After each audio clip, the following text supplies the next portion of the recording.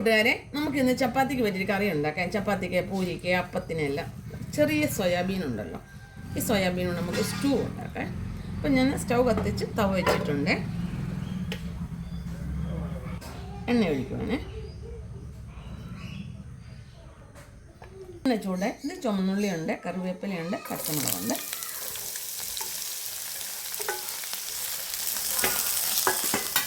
ആവശ്യമായ ഉപ്പ്.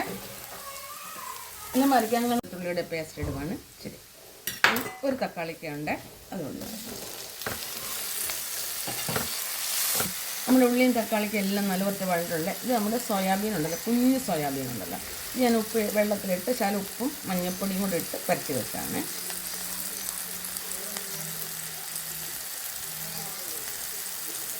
നമ്മുടെ കടലക്കയുടെ കൊണ്ടിരിക്കും.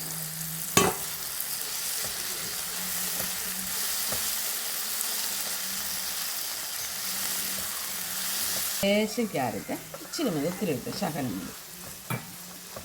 ഒന്നുകൂടെ വഴണ്ട് പോട്ടെ. എല്ലാം വഴണ്ടിട്ടുണ്ട്. നമ്മുടെ കിഴങ്ങുണ്ടല്ലോ, കിഴങ്ങ് പുഴുങ്ങിയതാണ്. പുഴുങ്ങിയ ചെറുതായിട്ടൊന്ന് പൊടിച്ചായിരുന്നു, ഒരു കൊഴുപ്പ് കിട്ടുമല്ലോ.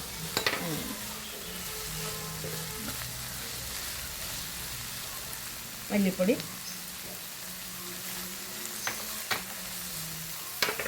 ഗരം മസാല പൊടി, നമ്മുടെ പെരുംജീരകപ്പൊടിയും ഉണ്ട് കേട്ടോ, മിക്സ്.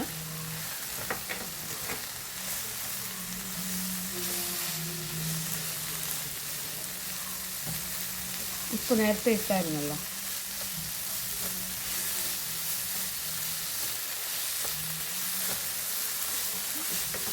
ഇത് ജാർ കഴുകിയ വെള്ളമാണ്.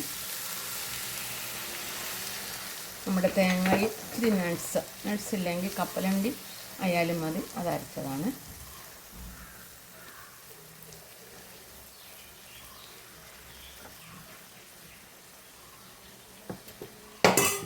നമ്മുടെ തേങ്ങയും നട്ട്സും കൂടെ അരച്ചാണ്. നട്ട്സിലേക്ക് കപ്പലണ്ടി ആയാലും മതി, കടലപ്പൊരി ആയാലും മതി, എന്തുമായാലും മതി. അപ്പം അതൊന്നും ഇല്ലെങ്കിലും തേങ്ങ ആണെങ്കിലും മതി. ഞാൻ പിന്നെ ഇതിപ്പോൾ ഇവിടെ ഉള്ളതുകൊണ്ട് ഞാൻ അങ്ങ് എടുത്ത് അരച്ചെന്നുള്ളത്.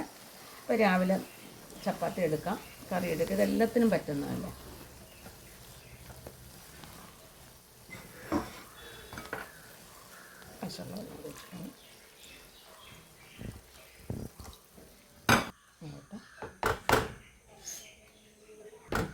അടച്ചു വെക്കെ, ഒന്ന് വെന്തോട്ടെ.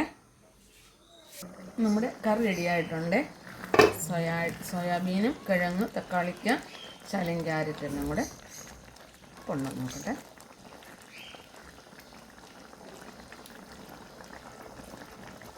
ഇവിടെ പോകാം ശകലം.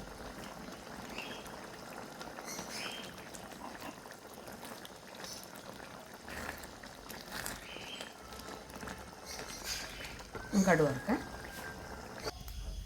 എണ്ണ ഒഴിക്കുവാണ്, കടുക് വറുക്കാം നമുക്ക്. ഞാൻ കടുക് ഇട്ട് പറ്റുന്നത് ശകലം കരിയാക്കണം.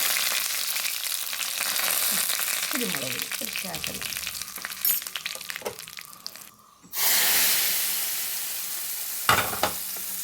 ലേശം മല്ലിയിലയുണ്ട്.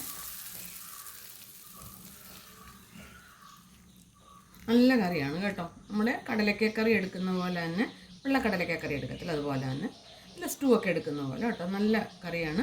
നിങ്ങൾക്ക് ഈ കറി ഇഷ്ടപ്പെട്ടാലേ ലൈക്ക് ചെയ്യാനും ഫോളോ ചെയ്യാനും ഷെയർ ചെയ്യാനും മറക്കരുത്.